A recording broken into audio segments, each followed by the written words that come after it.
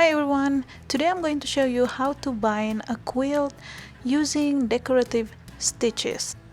This is an alternative way to bind your quilt that you may want to give it a try. There is no additional tool that you will need to do this job. As long as your sewing machine comes with the decorative stitches feature, which most of them do, you are good to go.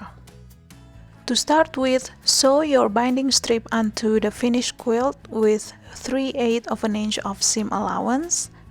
The width of your quilt here I recommend to be 2.5 inches wide. Obviously you want to make sure that the raw edges of the binding and the raw edges of the quilt are aligned.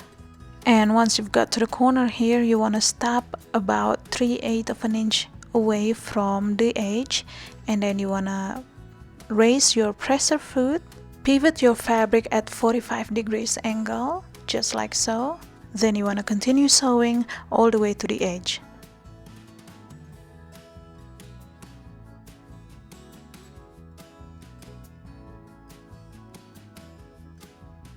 And you're gonna end up with something like this.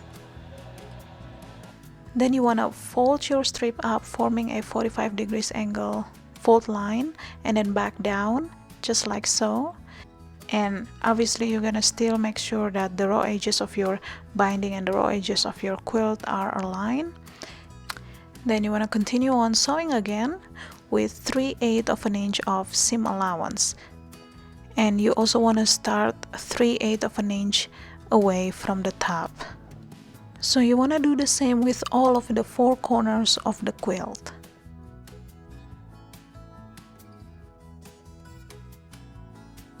I forgot to mention earlier that when you started stitching, you will need to leave about 10 inches extra strip, and then about 10 inches before you approach your starting point, you will need to stop sewing. And what we're gonna do next is to overlap the strips. So since our binding is 2.5 inches wide, we're going to overlap this strip 2.5 inches. So I'm going to use my ruler here to measure 2.5 inches from the strip, the one at the bottom here, and then I'm going to overlap the other strip, and from that point I'm just gonna use my scissor and cut this.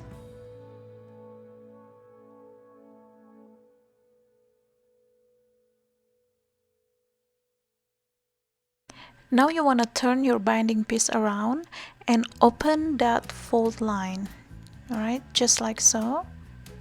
Then you want to draw a 45 degrees angle line from this upper corner.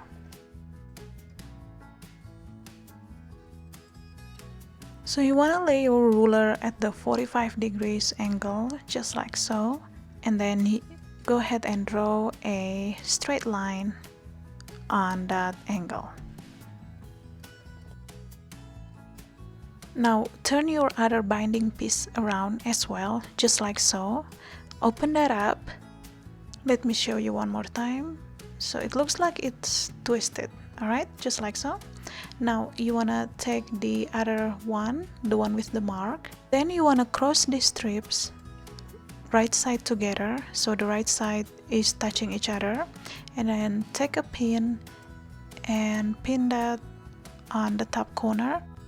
Alright, now you can assess this a little bit. You turn that back to the line and see if it's gonna lay flat. Alright, I think it's good, because sometimes it got twisted there if you don't cross it in the right angle. Alright, now you wanna go ahead and sew right on the line. And once you've done sewing this, you wanna go ahead and trim off the extra fabric. Alright, now that you've done joining your binding strip, as you can see here, it's now gonna lay flat without any bulk. You can go ahead and finish sewing this. Now we're ready to finish this binding, so you want to start off from the center, somewhere on the side, and fold this strip towards the wrong side, just like so. And then you want to go over to your sewing machine. Obviously you want to set up your decorative stitching. Doesn't matter which one. You may want to do a swatch assessment just to see which one you like the best. The stitching that I'm using, it's kind of look like a scallop. I'm not sure what is the name of it, but it comes with my sewing machine. So I'm using the left leg of my walking foot here as the gauge. So I position it right in between the quilt and the binding, just like so, just like when you do stitch in the ditch. So you may want to do a little bit of experiment to see which positioning will work the best, since it may differ depending on the style of the stitching that you choose and your machine as well. I also fold my binding as I go, but if you wish to, you can also pin this beforehand or use binding clips. Now, as you are approaching the corner, you want to pause a little bit and then take the edge of your quilt, and then you want to fold this, forming the mirrored corner, just like so. Secure that in place with your binding clip. Then you want to continue on stitching, and as you get really close to the corner, you want to remove the binding clip and put that on the other side, just like so. And you may want to use your finger to hold on to the fold, and then you're gonna continue stitching slowly until you get to the edge to where the fold line is.